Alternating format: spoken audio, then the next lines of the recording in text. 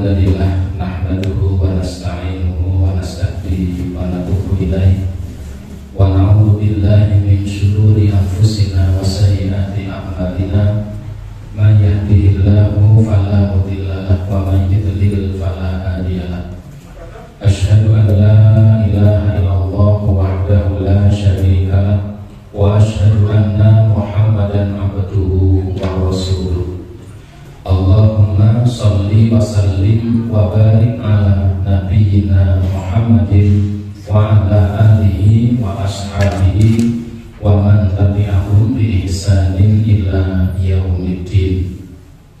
Wa qalu subhanaka la ilma lana illa ma 'allamtana innaka antal alimul hakim. Allahumma anfa'ni bima 'allamtani wa 'allimni ma yanfa'uni warzuqni ilman yanfa'uni.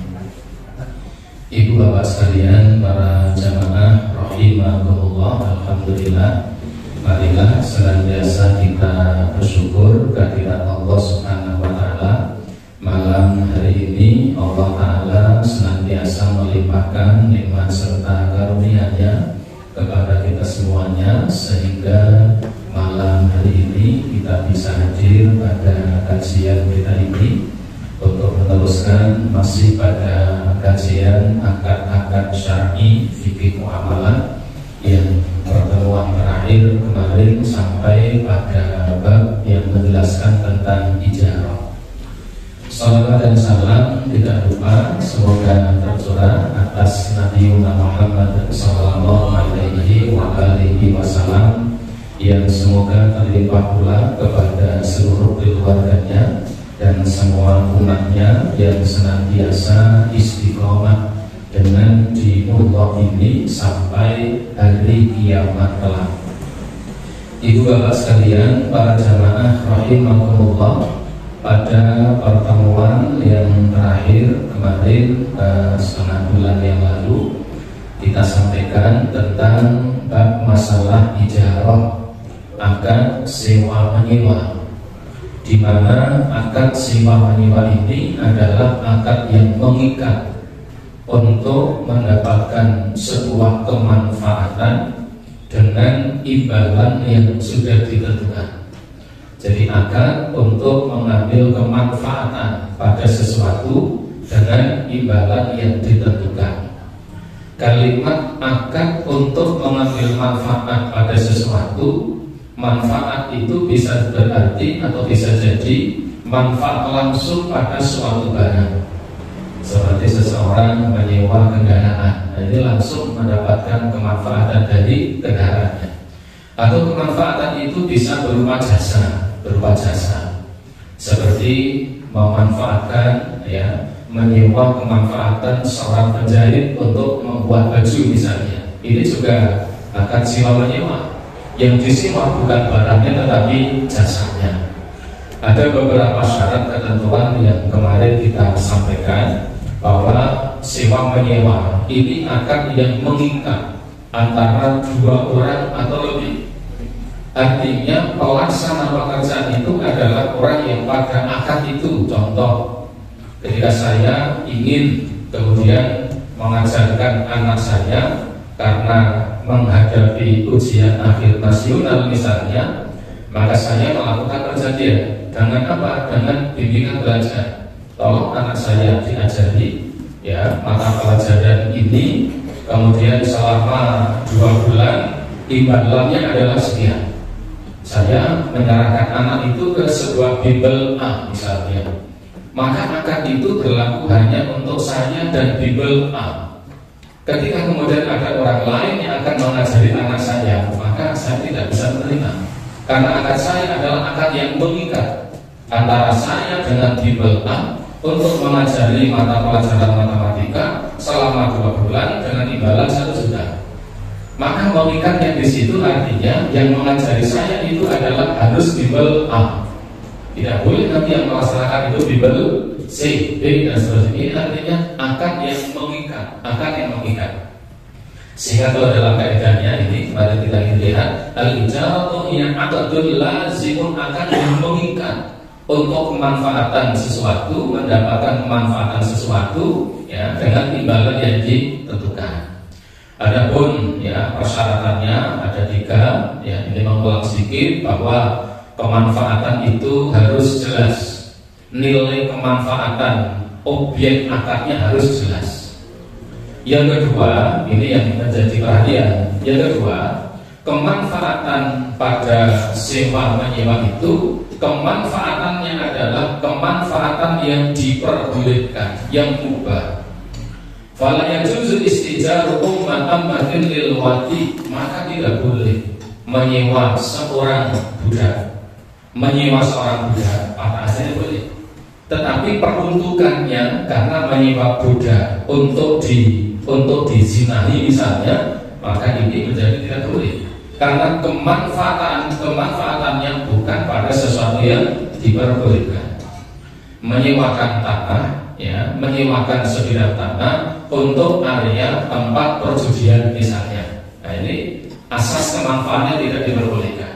Maka jangan katakan begini, jasa yang disediakan itu manfaatnya adalah mubah.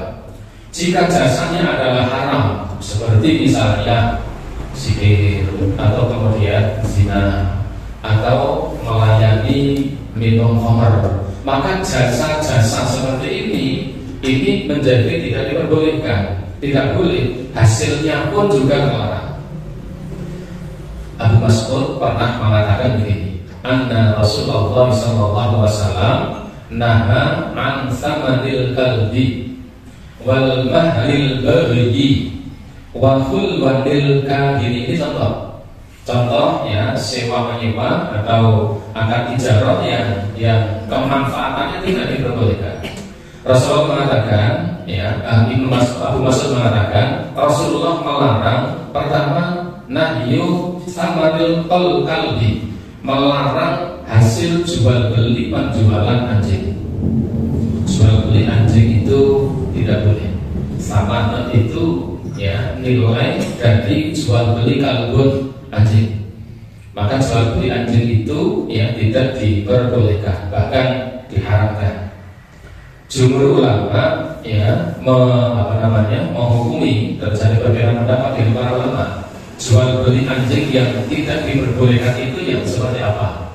Apakah semua jenis anjing yang tidak diperbolehkan kita merawatnya, atau termasuk ada pengecualian anjing yang boleh kita merawatnya, seperti anjing untuk berburu atau anjing untuk menjaga binatang ternak? Karena memelihara anjing itu boleh, sementara memelihara anjing jiwa itu tidak diperbolehkan. Lalu jual beli anjing ini apakah meliputi semua anjing atau anjing tertentu saja? Jumhur ulama berpendapat jual beli anjing itu tidak diperbolehkan pada semua jenis anjing. Baik anjing yang kita diperbolehkan untuk merawatnya, memeliharanya, atau ya anjing yang kita boleh memeliharanya. Anjing yang boleh kita memelihara itu anjing untuk menjaga binatang ternak, berburu dan lain sebagainya. Semua jenis anjing menurut ulama jual beli padanya tidak diperbolehkan, jenis apapun anjing itu. Mazhab Hanafi ya, ulama Hanafiyah ini mereka mengecualikan boleh jual beli anjing kalau anjing itu adalah anjing yang memang dipergunakan untuk berburu, atau untuk menjaga binatang ternak, atau untuk menjaga keamanan. Kalau dalam mazhab Hanafi, maka jual beli anjing yang seperti ini diperbolehkan, diperbolehkan. Tetapi yang lebih selamat itu adalah mengikuti pendapatnya jumhur tentang tidak bolehnya jual beli anjing. Tapi muncul pertanyaan, kalau kita boleh memelihara anjing untuk menjaga binatang ternak atau berburu, sementara kita tidak boleh jual beli anjing, lalu bagaimana kita mendapatkan anjing itu? Para ulama dalam mazhab Hanafi mengatakan dia boleh mendapatkan anjing dengan catatan tidak dengan transaksi jual beli, bisa dengan pemberian, bisa dengan bahasa Jawanya gaduh dan sebagainya. Tetapi nanti ketika seseorang ingin menjadikan anjingnya anjing terlatih, Anjing terlatih, maka dia boleh menyewa seorang pelatih untuk melatih anjingnya hingga dia menjadi anjing yang pintar untuk berburu. Karena melatihnya itu diperbolehkan. Kalau kita buka dalam Surah Al-Maidah itu kan disebutkan tentang halalnya binatang buruan dari seekor anjing yang mu'allimah, anjing yang terlatih. Kalimat terlatih tidak mungkin dengan sendirinya anjing itu menjadi bisa. Maka tentu ada pelatihnya yang mengajarinya, yang mulan, ya, mulan manusia, yang mengajari. Maka mengajari itu menjadi boleh. Itu solusi untuk mendapatkan anjing. Tapi transaksi jual belinya tidak diperbolehkan. Kemudian kata beliau, wa mahrul baghi, dan mahrul baghi, mahar upah. Baghyun dari kata bahoya, seperti di nyanyian yang ya. Nyanyian gabus di pertengahan itu kan ada yang pokoknya yang baca, yang nyanyi kadang berarti artinya bahwa itu artinya pelacur. Ya, mahrul bagi itu upah untuk seorang pelacur. Mahrul itu artinya mahar. Bagyun bahwa pelacur, wanita tuna susila. Kalimat mahrul bagi mahar. Kenapa dikatakan mahar? Ibu bapak, sebenarnya mohon maaf, ketika ada seorang laki-laki mendatangi tempat pelacuran, kemudian dia mengeluarkan sejumlah uang, meminta agar pelacur itu untuk melayaninya, hakikatnya itu adalah sebuah akad. Seperti ketika seseorang melamar seorang wanita dengan menyerahkan mahar, hampir sama. Sama-sama menyerahkan mahar untuk kemudian wanita itu melayani. Hanya perbedaannya akad yang dilakukan dalam pernikahan itu harus ada wali, ada saksi, dan kemudian disiarkan, diumumkan ke khalayak kaum muslimin. Yang membedakan dengan mahrul baghi itu adalah akadnya dilakukan dengan sembunyi-sembunyi. Jadi hampir sama tapi beda. Sama-sama. Maka memberikan upah kepada pelacur itu kalau istilah hadis adalah mahrul baghi, mahar untuk pelacur. Kenapa mahar? Memang hampir sama. Sama-sama mengeluarkan sejumlah harta apa? Untuk melayani. Akad itu sudah ada. Hanya dilakukan secara diam-diam.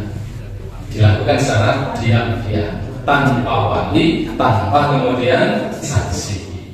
Maka tidak sedikit di antara para ulama mengatakan salah satu di antara yang membedakan antara zina dan pernikahan itu adalah kalau zina ya sama-sama dengan akad. Akad itu kan apa? Akad itu kan ya kesepakatan, sama-sama kesepakatan. Piro sewengi.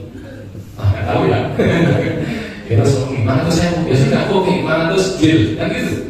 Sudah deal ya, tapi tidak ada sanksi. Tidak ada saksi, tidak ada wali, sama-sama sudah menyerahkan. Itu kalau zina.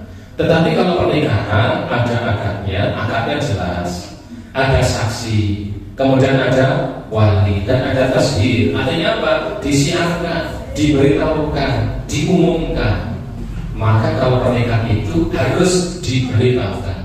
Jangan sampai nikah itu betul-betul sembunyi-sembunyi, tidak ada seorang pun yang tahu. Karena itu akan memunculkan fitnah. Ya, jadi istilah dalam hadis adalah mahrul baghi. Tapi khusus untuk bapak-bapak, nanti jangan sampaikan itu pada para istri. Nanti pada para ya mahrul baghi. Kemudian yang ketiga kata Nabi, wa khulwanil kahin. Nah, ini yang bicara. Khulwanil kahin, khulwan. Khulwan itu dari kata khulun, manis. Khulwanul kahin. Khulwanil kahin yang dimaksud adalah upah untuk para tukang ramal, upah untuk para dukun. Kenapa dikasih dengan istilah khulwan? Dari kata khulun, khulun itu manisan. Dalam kata lain, manisan itu adalah buah tangan manisan yang diberikan kepada para dukun. Ya, dukun yang dimaksud itu adalah dukun yang meramal, ya, yang meramal masa depan, yang kadang-kadang tipu-tipu. Ini yang sekarang baru ramai dibongkar oleh pesulap merah. Rame-ramenya. Khulwan itu artinya manisan, buah tangan. Kenapa warisan? Dikatakan warisan kenapa? Karena mereka para dukun itu mendapatkan upah dengan tanpa bekerja keras, dengan tanpa bekerja keras. Hanya umat kami lalu dapat duit. Jadi hanya umat kami dapat duit. Maka istilahnya adalah khulmanil kain, ya, khulmanil kain, yaitu upah yang diberikan kepada para dukun. Nah, di sini jasa yang disewa oleh seseorang, ya, kepada para dukun ini, karena jasanya itu adalah jasa yang kemanfaatannya tidak diperbolehkan, maka itu tidak memenuhi syarat dalam akad ijarah. Jadi ijarah itu, ya, kemarin kita sampaikan, akad yang mengikat antara dua orang atau lebih untuk mendapatkan manfaat pada sesuatu barang atau jasa dengan pemanfaatan yang mubah dan imbalan yang ditentukan. Itu ijarah. Akad yang dilakukan oleh dua orang itu ijarah. Nah, ini untuk ijarah kita cukupkan. Kemudian yang berikutnya, dari ijarah itu yang paling pokok diantaranya adalah kemanfaatan itu sesuatu yang mubah. Sebagian orang punya anggapan begini, ya sudah, kita kan yang penting kan menyewakan tanah. Terserah orang itu ketika nanti mau menggunakannya untuk apa, bukan urusan kita. Kita tidak berurusan. Yang penting kita menyewakan tanah. Nanti tanah itu akan dibuat apa, kayak tempat judi, kayak tempat wisuda, itu persetan, bukan urusan kita. Ini salah dalam konteks jiwa menyewa. Kalau kita tahu bahwa kemanfaatan yang menjadi objek akad itu, kalau kemanfaatannya itu bukan sesuatu yang diperbolehkan, bukan perkara yang jaiz, tetapi perkara yang dilarang, maka akad ijarah itu menjadi tidak memenuhi syarat, tidak diperbolehkan. Ini ijarah. Kemudian yang berikutnya, ya, al-maddatul khamisatu, maka yang kelima adalah fil ju'alah. Ini ju'alah. Ini kalau saya baca di beberapa literasi kitab-kitab fikih ini, membacanya ada tiga. Ada yang membacanya dengan bacaan atau dengan membaca ju'alah. Ada yang membaca dengan ju'alah. Ju'alah itu yang sekarang menjadi tren, menjadi akad di beberapa lembaga, seperti di rumah sakit dan di lembaga-lembaga yang lain. Ada akad namanya ju'alah. Ada yang membaca tidak ju'alah tapi ji'alah. Jadi ada yang mengatakan ji'alah, ada yang mengatakan ju'alah. Pada praktek-praktek, pada tatanan praktis, ini sering sebutannya dengan akad ju'alah. Kalau di fikih secara umum, ya, seperti di kebanyakan buku fikih menyebutnya ja'alah. Ada yang mengatakan ji'alah, ada yang mengatakan ja'alah, ada yang mengatakan ju'alah. Tapi yang paling mayoritas itu adalah ja'alah dan ju'alah. Pada tatanan praktis, praktek akad syar'i seperti yang difatwakan oleh, ya, DSN MUI, Dewan Syariah Nasional, Majelis Ulama Indonesia, dengan akad-akad syar'inya, di situ dikenal dengan istilah ju'alah. Apa itu ju'alah? Ya, ju'alah itu ta'rifuha, maknanya adalah ma yu'tahul insanu ala amrin yaf'aluhu. Ju'alah itu adalah apa yang diberikan oleh seseorang, apa-apa yang diberikan oleh seseorang ala amrin yaf'aluhu, atas pekerjaan atau atas pekerjaan yang telah diperintahkan kepadanya. Jadi kalau dari sisi bahasa, apa yang diberikan oleh seseorang karena dia telah melakukan apa yang diperintahkan. Ini secara bahasa ju'alah. Jadi sesuatu yang diberikan oleh seseorang kepada orang lain, dan itu tidak mengikat, ya, bisa jadi pada bulan. Kalau ijarah itu hanya pada akad yang mengikat. Jadi kalau saya ingin menyekolahkan, ingin menitipkan anak saya ke lembaga bimbingan belajar, saya meminta bimbingan belajar A, bimbel A. maka saya tidak boleh, saya tidak mau kalau kemudian nanti anak saya itu nanti diajar oleh bimbel C dan D, karena akad itu lazim mengikat saya dan bimbel A. Kalau ju'alah ini tidak. Saya memberikan sesuatu kepada seseorang yang bisa melakukan apa yang aku minta. Kalimatnya diberikan pada seseorang yang bisa melakukan apa yang saya perintahkan. Dengan kata lain seperti ini, siapa yang bisa memanjat pohon kelapa yang tinggi itu, ngambilkan kelapa dan degannya, nanti saya kasih 50.000, saya kasih 100.000 bagi siapa yang bisa. Nah ini kalau dalam bahasa sekarang ada yang membahasakan dengan apa? Hadiah atas suatu sayembara, bisa dikatakan dengan sayembara. Ini saudara, dalam tataran praktek kadang dipraktekkan pada lembaga tertentu, misalnya di rumah sakit syariah.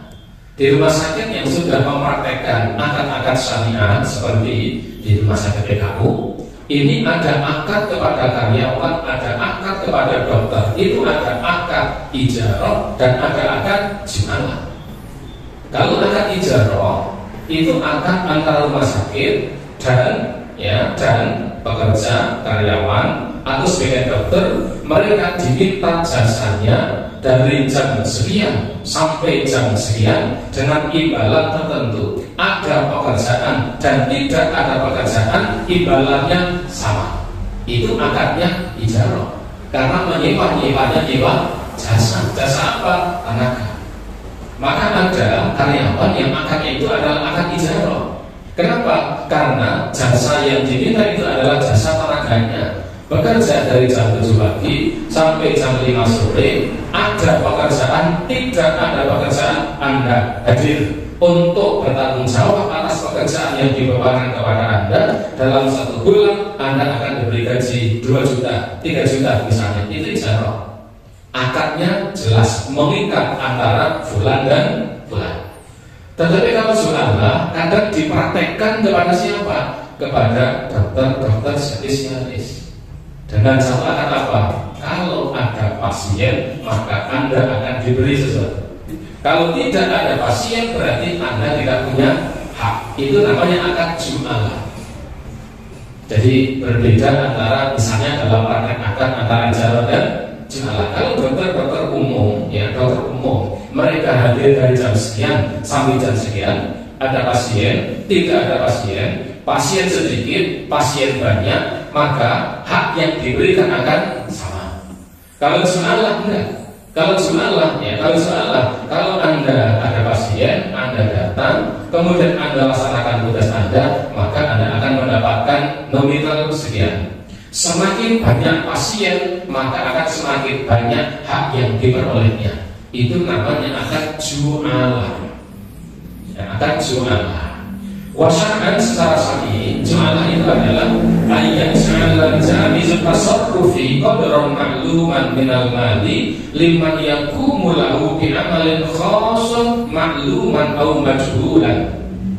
Ju'alah itu secara syar'i itu adalah memberikan hadiah, memberikan sesuatu, memberikan hadiah, memberikan sesuatu nominal tertentu yang sudah diketahui, memberikan sesuatu, nominal tertentu atau barang tertentu sudah diketahui, disebabkan karena ia telah bisa melakukan sesuatu yang memang diperintahkan kepadanya. Kayak sayembara, mendapatkannya karena dia melakukan. Kalau tidak melakukan, maka dia tidak akan mendapatkan hak. Ka'ayyakula, seperti misal seseorang yang mengatakan man bana li hadzal ha'ita, siapa yang bisa membangunkan kepadaku sebuah tembok, siapa yang bisa membangunkan tembok dari ini, dari sini sampai sana, tebalnya sekian, tingginya sekian dan kokoh, siapa yang bisa membangunkan falahu kada minal mali matalan, maka dia akan mendapatkan ini dengan menyebutkan nominalnya. Siapa yang bisa membangunkan tembok dari sini sampai sana, maka akan aku beri hadiah atau imbalan sejumlah 10 juta. Tembok hanya misalnya 3 meter panjangnya, tetapi tingginya 4 meter, tebalnya 50 cm. Yang bisa mengerjakannya, maka akan aku beri upah berapa? 10 juta. Akad ini tidak mengikat pada satu orang, ya, atas satu dan satu orang, tetapi kepada siapa saja yang bisa melaksanakannya. Maka yang bisa melaksanakannya dia beratas nilai nominal 10 juta tadi. Falladzi lamha itu, maka orang yang falladzi dalam hal itu, maka orang yang mampu mendirikan tembok tadi, yastahiqul ja'la, maka dia mendapatkan ja'la, mendapatkan hak, mendapatkan upah. Alladzi ja'alahu 'alaihi qalilan kana wa katsiran, karena dia telah bisa melakukan apa yang dikerjakan tadi, sedikit atau banyak. Itu ju'alah atau ja'alah. Bedanya dengan ijarah tadi. Kalau dalam sebuah lembaga keuangan misalnya, ada lembaga profil misalnya, dalam sebuah rumah sakit misalnya, kalau ijarah itu biasanya dilakukan antara pihak rumah sakit atau lembaga keuangan dengan karyawan, ya, dengan karyawan, dan karyawan itu biasanya seperti karyawanmu, misalnya tadi Anda, ya, saya bayar Anda ada akad dengan kami dalam lembaga keuangan, dengan akad bekerja di sini dari jam sekian sampai jam sekian, setiap bulan kami beri sekian, itu ijarah. Tetapi kalau ju'alah enggak, Anda bekerja di sini, kalau ada pekerjaan yang bisa ditangani, maka Anda mendapatkan hak. Kalau tidak ada, maka Anda tidak mendapatkan hak. Itu namanya ju'alah atau ja'alah. Wa hukmuha, hukum dari ju'alah ini adalah jaizatun, diperbolehkan. Liqauli ta'ala, sebagaimana firman Allah Subhanahu wa taala dalam surat Yusuf ayat yang ke-72. Allah firmankan, waliman jaa bihi himlu ba'ir wa anna bihi za'im. Dan barang siapa yang bisa menghadirkan kepadaku, siapa yang bisa menghadirkan kepada kami, bisa membawakan kepada kami piala, ya, piala itu maksudnya itu apa? Piala itu tempat atau alat untuk menakar bahan makanan yang bentuknya seperti piala raja. Siapa yang menemukan piala, silakan, ya, berikan kepada kami, akan kami beri imbalan, yaitu makanan 1 muatan unta, wa anna bi za'im, dan kami bisa menjamin yang pasti akan mendapatkannya. Siapa yang bisa menemukan piala yang hilang, maka kalimat siapa yang menemukan piala yang hilang dari kami berarti apa? Dialah yang berhak untuk mendapatkannya. Berlaku pada siapa? Siapa saja. Baik, bisa lihat, kita teruskan. Jadi hukum ju'alah atau ja'alah ini jaizatun, diperbolehkan. Dasarnya adalah yang pertama firman Allah Subhanahu wa taala surat Yusuf ayat yang ke-72. Lengkap ayatnya adalah qalu nafidu su'al maliki waliman ja'a bihi himlu ba'irin wa ana bihi za'im. Para penyeru itu berkata, kami kehilangan piala raja.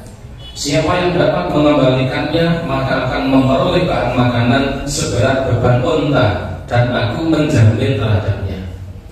Kisah ini panjang, dan itu sebenarnya adalah rekayasanya Nabi Yusuf alaihissalam. Karena Nabi Yusuf alaihissalam ketika saudara beliau datang ke Mesir untuk mencari bahan makanan, ya, mereka tidak mengenal Nabi Yusuf, tetapi Nabi Yusuf mengenal mereka. Ketika Nabi Yusuf memberikan layanan kepada mereka, Nabi Yusuf mengatakan, besok kalau Anda mengambil kemari lagi bahan makanan, maka Anda harus mengajak saudara Anda yang tidak ada ajak. Yang dimaksud adalah saudara Nabi Yusuf, siapa namanya? Binyamin, ya, makanya bin yang mengatakan Bunyamin. Nabi Yusuf tahu. Kemudian betul, ya, saudara mereka pulang menemui Nabi Yakub dan mengatakan, ya abadi, wahai bapak kami, besok kalau kami datang ke Mesir untuk mengambil bahan makanan, maka kami tidak akan diberi kecuali kami mengajak Benyamin. Bapaknya sebenarnya tidak memperbolehkan, tetapi karena mereka berjanji akan menjaga Benyamin itu, maka Nabi Yakub pun melepaskannya. Sehingga ketika saudara-saudari Yusuf itu ke Mesir untuk mengambil bahan makanan, ketika terjadi kemarau yang sangat panjang, Benyamin pun kemudian ikut. Nabi Yusuf tahu. Kemudian itu Nabi Yusuf apa?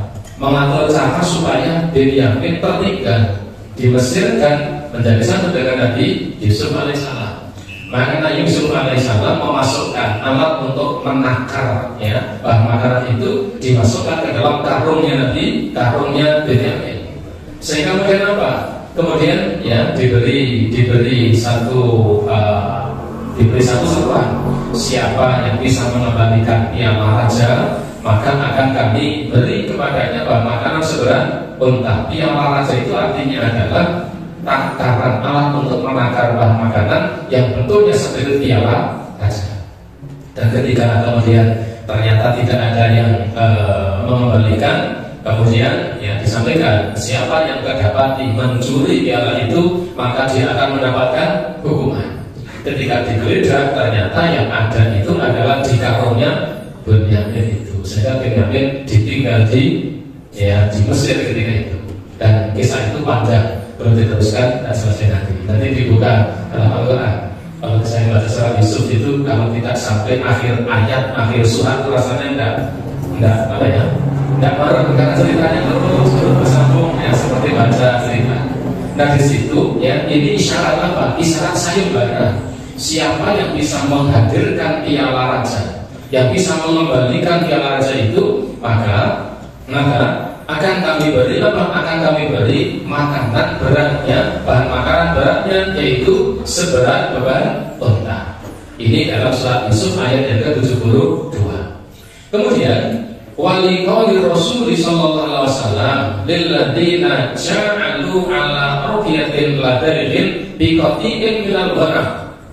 Ini ya, sayembara ini didasarkan juga pada sabda Nabi SAW kepada beberapa sahabat yang mendapatkan upah sayembara ketika beberapa sahabat itu bisa meruqyah, menyembuhkan kepala suku di suatu tempat, kepala kaum, disebabkan karena kepala suku, kepala kaum itu terkena sengatan binatang berbisa. Jadi kisahnya panjang. Suatu ketika rombongan para sahabat melintas di suatu kaum. Ketika mereka melintas di suatu kaum tersebut, ternyata kaum itu kaum yang bakhil. Jadi tidak ada yang menjamu makanan. Para sahabat mendirikan tenda di tempat itu. Mereka bermalam. Kemudian mereka mendengar bahwa kepala suku di kampung itu terkena sengatan binatang berbisa. Satu riwayat sengatan kalajengking, ya, Maka ketika itu, ya, banyak orang yang mengobati, ya, kepala suku ini. Tetapi kepala suku ini oleh beberapa orang diobati ternyata tidak sembuh juga. Akhirnya karena kebingungan, maka datang utusan kepala suku ini ke kemahnya para sahabat ini. Mereka menceritakan bahwa kepala suku kami ini terkena sengatan binatang berbisa. Maka mereka meminta agar apa? Agar sudilah kiranya jika ada di antara para sahabat ini yang bisa memberikan ruqyah. Bahasa Jawanya nyubuk. Nyubuk apa? Subuh. Jadi ya, kalau ada yang bisa menyembuhkan dengan terapi, dengan jampi-jampi, dipersilakan.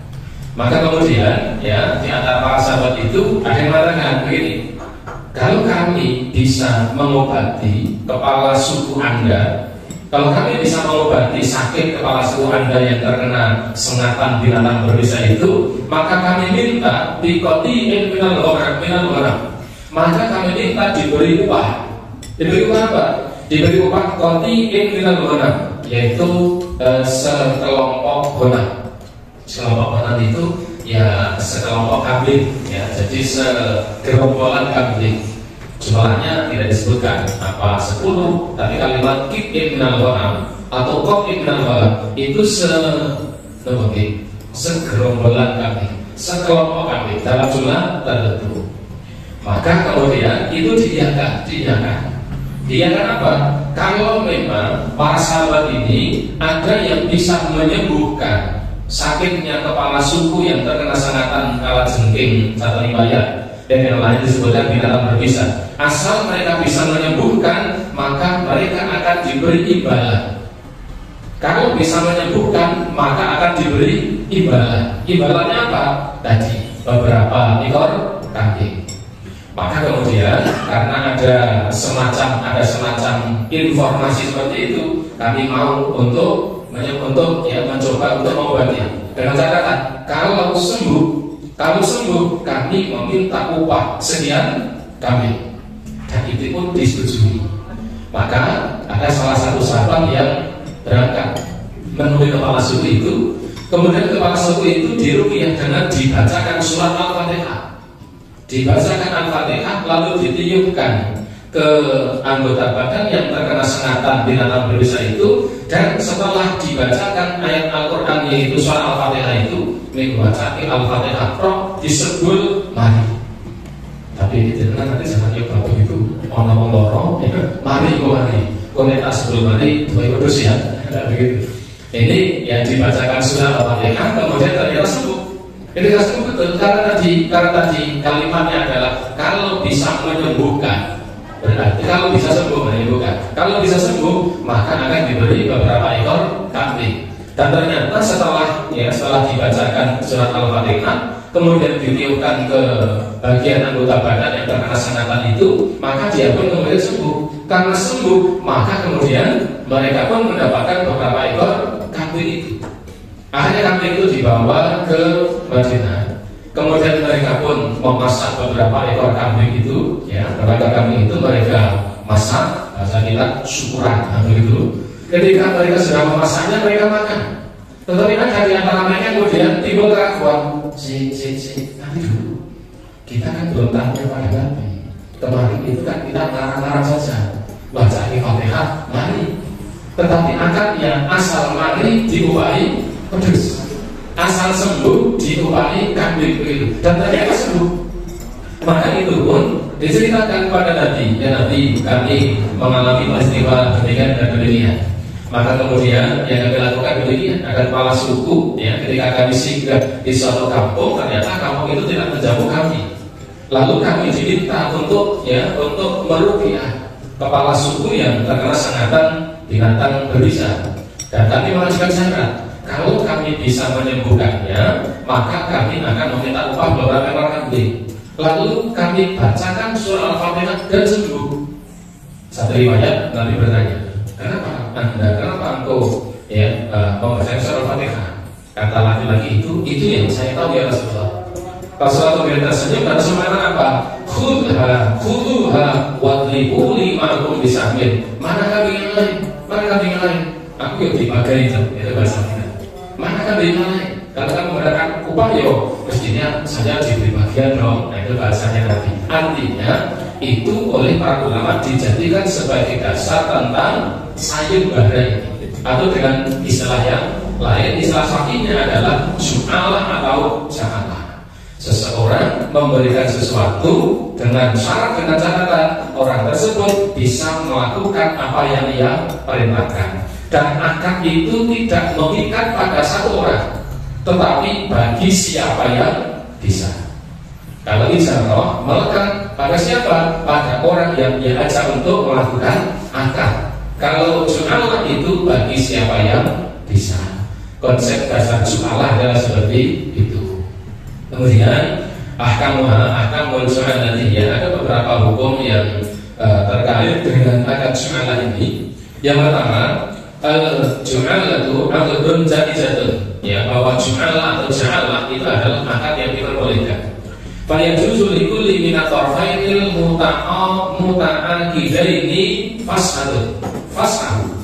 Dalam akad atau dalam ju'alah ini dua pihak yang akan terlibat dalam ju'alah ini, maka kedua belah pihak masing-masing boleh untuk membatalkannya. Contoh misalnya saya membuat pengumuman karena HP saya hilang, Kalau saya buat tulisan pengumuman di pos kamling di kampung, saya tulis siapa yang menemukan HP saya, spesifikasinya begini-begini, maka akan saya beri upah 500.000. Ini siapa saja boleh, asal dia bisa menemukan HP saya, maka dia mendapatkan 500.000. Tetapi di tengah orang-orang mencari, oh boleh jujur, ada yang nyari ke kebun, ada yang nyari ke sungai, ada yang nyari ke jalan-jalan. Ketika banyak orang yang asik mencari, ya, para peserta apa itu tadi, lomba nyari HP itu, di tengah-tengah mereka nyari, kemudian pengumuman itu saya ambil, kemudian saya sobek, wis kasih tuh, boleh kan? Boleh. Karena memang itu tidak memberikan pada siapa saja. Nanti yang nyari kecewa, itu urusannya. Karena memang ya dalam seperti ini boleh. Ketika saya mengambil akadnya, kemudian saya sobek, wis kasih tuh, aku ketemu, misalnya, nanti sama kasur, lari lagi. Saya membatalkan secara sepihak di tengah-tengah perjalanan boleh. Atau orang yang mencari itu misalnya bilang bagus, hilang itu nih, daerah Sipan ini, aku tak berani. Dia mencari, ketika jalan ke barat, ke timur, dia bilang, masih kalau sih bagus, aku gak milih 500. Berarti dia yang membatalkan di dalam akad itu. Maka akad jumalah ini lebih lebih longgar dibanding akad ijarah. Jadi kedua belah pihak itu boleh untuk memutuskan akad di tengah-tengah perjalanan. Wa in kana al-faslu qabla al-amal fala syai'un bil 'amil. Kalau kemudian akad itu dilakukan sebelum orang-orang melakukan pekerjaannya, maka yang melakukan pekerjaan itu tidak mendapatkan apa-apa. Wa in kana athna'ahu fala ujratun mithlu 'amalihi. Tetapi kalau orang yang melakukan pekerjaan itu sudah berlangsung melakukan pekerjaannya, maka dia boleh untuk mendapatkan upah sekedar pekerjaan yang dilakukannya. Begitu kemudian ada tiga orang yang nyari Rono. Saya sampaikan, kasih bawa uang ketemu. Jangan bagus nih maju ya, kekuasaan ekonomis melaku Rono kesel ya wis ya, tak baik rompol yang gawe tuku gula misalnya. Nah ini diperbolehkan ya. Tetapi pada intinya adalah membatalkan di tengah-tengah itu adalah boleh. Yang kedua, la isyaratu fil ju'alati an takuna maddatul amali ma'lumatun. Pada prinsipnya akad ju'alah itu tidak mengenal batas tempo. Pada asalnya seperti itu. Ya, pada seperti itu. Fa'ikola, seperti orang yang mengatakan man radda alayya dabbatin dhalata aw syahidata falau dinarun. Seperti orang yang mengatakan, siapa yang bisa mengembalikan kendaraanku yang hilang atau kendaraanku yang kabur, siapa yang bisa mengembalikan kendaraan saya yang melayu kabur ke sana itu, falau dinarun, maka dia akan mendapatkan 1 dinar, ya. Emas 4/4 gram, lumayan. 4 gram seperempat kan lumayan, dan butuh dapat ya oke, itu. Fakad istahaqqa dinar man radda lahu walau ba'da syahrin aw sanatin. Maka orang yang menemukan bisa mengembalikan kendaraan yang sudah hilang atau kabur itu, dia berhak untuk mendapatkan 1 dinar meskipun mengembalikannya setelah 1 bulan atau beberapa bulan. Selama orang tadi belum membatalkan saya barangnya. Wis pokoke anggere sing iso mbaleke unta sing kadung lunga wis tak kali sakjane. Orang mencari-cari 1 bulan kemudian baru ketemu. Sampai di situ ketika dikembalikan dia berhak untuk mendapatkan satu dinar. Ya, ini karena pada asal tidak ada batasan, kecuali memang ada batasannya. Contoh sing nemoke untaku sing ilang seminggu iki ya sampai. Pas seminggu berarti enggak, itu boleh. Tergantung akad atau sikloh orang yang membuat sayembara itu. Yang ketiga, idza jama'atun bil amali istaqsamu ajalla bainahum bisawiyati. Kalau yang melakukan sayembara itu, yang mengerjakan sayembara itu adalah bersama-sama rombongan dibroyo, maka upah itu dibagi di antara mereka. Jika yang melaksanakan itu bareng, seperti apa? Seperti menek sayembara. Ya, panjat sayembara itu nanti kan bagi-bagi itu panjat pinang gitu. Nanti sekalipun sing ngomong itu sisi kan biasanya yang dibagi-bagi ya. Itu juga sayembara. Sing oleh tekan dhuwur berarti dia mendapatkan. Ning lek iso tekan dhuwur kok apa namanya? Ya, tidak gitu. Ya, berarti kan berombongan. Karena berombongan maka kemudian dibagi secara merata. Ya, kecuali kalau ada 100 mikir apa? Kemudian dia naik iso dewi. Nah itu menjadi hak dia karena dia yang memang mampu melakukan pekerjaan itu. Yang tidak mampu melakukannya tidak mendapatkan hak. Ya, seperti itu. Kemudian yang keempat, la tajuzul ja'alatu fi muharramin. Tidak boleh jualah itu pada sesuatu yang haram. Ya, sama dengan ijarah. Fala yajuzu ayyakula, maka tidak boleh seseorang mengucapkan man ghanna, siapa yang mampu menyanyikan lagu ini untukku, misalnya. Siapa yang bisa menyanyikan untukku lagu ini? Lagu apa? Titanic misalnya. Atau lagu apa? Lagu yang bagus misalnya. Atau siapa yang bisa membunyikan, melakukan seruling ini, ya. Atau siapa yang mampu sepanjang wani ngeparangi wong lain. Nah, ini kan berarti sesuatu yang tidak boleh, ya. Siapa yang berani memukul situlah. Atau siapa yang berani ngunek-ngunek wong lain, kalau ada dia akan mendapatkan ini. Nah, itu tidak boleh. Sayembara dalam hal yang haram. Jadi kaidahnya sayembara dalam hal yang haram itu tidak diperbolehkan. Sapa wae sing wani nduk gundule kae tak bani HP misalnya. Nah, ini tidak boleh. Kenapa? Karena ya pekerjaan itu sesuatu yang diharamkan. Seperti cara tadi menyewakan lahan untuk apa? Untuk digunakan sebagai tempat perjudian atau ya menahan hasil kebun anggurnya dalam waktu yang lama. Karena apa? Mengharap nanti yang membeli itu adalah orang yang akan menjadikannya sebagai bahan membuat khamr misalnya. Itu juga sesuatu yang tidak diperbolehkan. Kemudian kelima, ya masih ada berapa ya? Man raddal luqata aw dallata aw qama bil amali qabla an ya'lama annahu fi ja'alatun fala yastahiquha. Siapa yang bisa mengembalikan sesuatu yang hilang atau yang tersesat, atau bisa melakukan suatu pekerjaan sementara dia tidak tahu bahwa itu sedang disayembarakan. Siapa yang bisa menyelesaikan suatu pekerjaan sementara dia tidak tahu kalau itu sedang disayembarakan. Misalnya ya di Parakan ini ada orang yang kehilangan kacamata ajaib misalnya.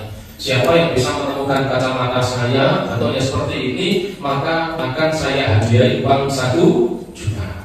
1 hari, 2 hari, ya itu tidak ada orang yang menemukan. Ternyata kata Pak Suparjo, tunggu sampai ke sini, sampai ke Parakan, dia datang ke rumah orang itu, Pak, niki kocok lotok genjengan keri ini. Orang yang menemukan ini karena dia tidak tahu kalau itu sedang disayembarakan, dia tidak bisa menuntut 1 juta itu. Karena dia tidak tahu itu sedang disayembarakan. Hanya saja yang seperti ini, in amalukana ibtida'an fatawman. Karena yang dilakukan itu adalah sesuatu sebelum dia tahu itu sudah menjadi ketentuan. Falaisa haqqun fil ju'alati, ya maka dia tidak boleh atau tidak berhak mendapatkan jualan itu, ya kecuali illa firadil anfil aba, kecuali seperti orang yang bisa mengembalikan budak yang melarikan diri atau menyelamatkan orang yang tenggelam. Fa innahu yu'tiya tasji'an lahu ala amali, maka dia sekedar diberi sebagai sesuatu untuk dorongan atau motivasi atau sekedar uang atau ini. Sekedarnya saja kan itu, ya. Sekedarnya saja. Artinya yang disayembarakan kan orang Parakan. Sapa sing sono ngopi kacamata, tak bisa sunnah. Tapi pemilik lali, bangun musola, bangun madrasah, bangun masjid lali, orang mencari-cari. 2 hari berikutnya, tadi orang Sukoharjo kumpul-kumpul, Pak, dengan ada jaringan teknologi niku, ini kacamata ini lali kok dari pulau. Oh, ya wis tunggu ya. Dia tidak tahu kalau itu sedang disayembarakan. Tetapi seandainya pemilik kacamata ini mengatakan, ini saya baraki, gandeng tak saya baraki, jobnya sampai tidak dari 1 juta, maka itu boleh. Tetapi jika itu tidak dilakukan, orang yang menemukan yang membawakan tadi tidak berhak mendapatkan jualah karena dia bukan peserta lomba, ya, bukan peserta sayembara yang mengetahui akan hal itu. Kemudian yang keenam, yang terakhir, idza qala man akala kadza aw syaraba kadza min al-halal falahu ja'lu kadza sa'atil ja'ala. Siapa yang mengatakan, siapa yang bisa makan ini dan ini, minum ini dan ini, maka dia akan mendapatkan hadiah, mendapatkan imbalan. Seperti itu juga boleh. Seperti di media sosial itu kan sering ada ada kegiatan kuliner yang bisa memakan soto 2 mangkok sekaligus, maka gratis kan itu. Yang bisa makan soto kikil, beli 1 tetap harganya biasa 30.000. Tetapi kalau habis 2 mangkok sekaligus, maka dua-duanya tidak bayar. Jadi seperti itu juga boleh. Itu sama seperti saya Pak, yang bisa menghabiskan kepala kambing ini entek resik sak manganan entek rambayar. Tapi nek orang entek ya tetap bayar biasa. Itu boleh. Ya seperti itu termasuk bagian dari akad ju'ala. Ibu bapak, itulah akad ju'ala. Bedanya dengan ijarah adalah tadi, kalau ijarah itu akad yang melekat, antara orang yang melakukan akad itu. Tetapi kalau ju'alah itu tidak melekat. Kalau ijarah terbatas pada orang yang melakukan akad. Tetapi kalau ju'alah itu pada prinsipnya adalah dipakai untuk semua orang siapapun bisa. Namun jika itu dipersempit pada sebuah lembaga, seperti misalnya ya tadi di rumah sakit ada dokter tetap, ada dokter tidak tetap. Kalau ya di fatwa MUI, di DSN MUI itu disebutkan kalau misalnya seperti ya jabatannya bukan ketentuan persis. Kalau seperti ya karyawan tetap itu akadnya adalah ijarah karena memang dia seharinya di situ. Seberapapun banyak pekerjaannya, sedikit atau banyak upahnya sama. Kalau ada pekerjaan maka akan mendapatkan imbalan. Kalau tidak ada pekerjaan tidak mendapatkan imbalan. Sekalipun duduk di situ, semakin banyak pekerjaannya maka imbalan semakin. Itu perbedaan antara ju'alah atau ja'alah dan ijarah. Ibu bapak sekalian, jamaah rahimahumullah, barangkali ini yang bisa kami sampaikan pada kesempatan malam ini. Semoga bermanfaat. Demikian saya cukupkan dengan subhanallah wa bihamdika asyhadu an la ilaha illa anta astaghfiruka wa atubu ilaik. Assalamualaikum warahmatullahi wabarakatuh.